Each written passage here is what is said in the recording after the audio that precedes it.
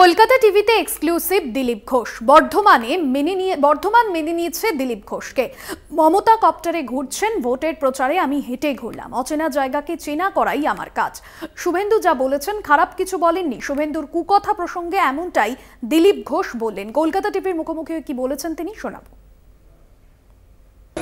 সকাল থেকে দুর্গাপুর আর বর্ধমান কেন্দ্রের বিজেপির প্রার্থী দিলীপ ঘোষ বাড়ি বাড়ি যাচ্ছেন, পাড়ায় পাড়ায় যাচ্ছেন, ভারত সেবাশ্রম সঙ্গে এসেছেন, সেখানেও আশীর্বাদ দিলেন। লড়াই কতটা কঠিন? কঠিন লড়াইকে সরল করে দেওয়াটাই আমাদের টেকনিক।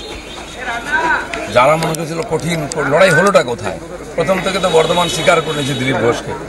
যারা লড়াই করবেন তারা এখন ইভিএমের বিরুদ্ধে লড়াই করছেন, নির্বাচন কমিশনের বিরুদ্ধে লড়াই করছেন, তারা পুলিশ দিয়ে গুন্ডা দিয়ে লড়াই করছেন। টিএমসিটা আছে কোথায়? মমতা ব্যানার্জি 15 দিন না 18 দিন ছিলেন এখানে, হেলিকপ্টার নিয়ে ঘুরেছেন। আমি তো হেঁটে পাড়ায় পাড়ায় ঘুরলাম, টিএমসির হাওয়া তুলতে পারলেন না। আর বিজেপি দেখুন সকাল থেকে রাস্তায় বেরিয়েছি, লোকের লোক, এটাই পারতেন। বিজেপিতে দিলীপ ঘোষ একটা ব্র্যান্ড এবং তার পরিচিতি, তার জনপ্রিয়তা একটা অন্য লেভেলে। নিজের চেনা জায়গা খড়গপুর থেকে আপনি এখানে এলেন, লড়াইকে একটু বেশি সময় দিতে হচ্ছে। অচেনা জায়গাকে চেনা করানোটা আমার কাজ। বর্ধমানে জিজ্ঞেস করুন যারা আমাদের কর্মী, তাদের সঙ্গে আমার সম্পর্ক ছিল কিনা, এখানে বাড়িতে খেয়েছি কিনা। তো অচেনা বলে আমার কাছে কিছু না। আমি 40 বছর বাড়ি ছেড়েছি, গ্রামেগঞ্জে ঘুরেছি, সবই চেনা। ওখানে লড়তে বলেছিল পার্টি, লড়েছি, জিতেছি। এখানে লড়তে বলেছে, লড়বো, জিতবো। বিগত দফাগুলোয় যে আমরা নির্বাচন দেখলাম, নির্বাচন পরবর্তী কিন্তু হিংসা ইতিমধ্যেই স্টার্ট হয়ে গেছে। কেন এমন হচ্ছে?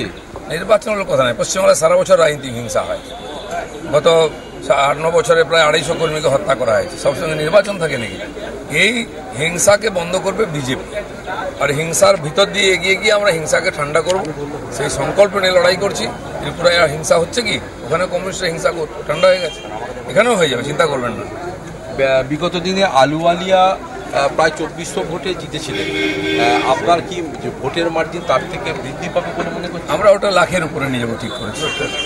আর আপনাকে শেষ প্রশ্ন দিলীপদা, যে গতকালকে আমরা দেখেছি যে বাঁকুড়াতে হঠাৎ মানে একটু রেগে গিয়েই আপনার বিরোধী দলনেতা শুভেন্দু অধিকারী কিছু কটু কথা বলে ফেলেছে। আপনি কি সেটা সমর্থন করেন? আমি জানি না কি বলেছেন, সবার কথার উত্তর দেওয়ার দায়িত্ব আমার নাই।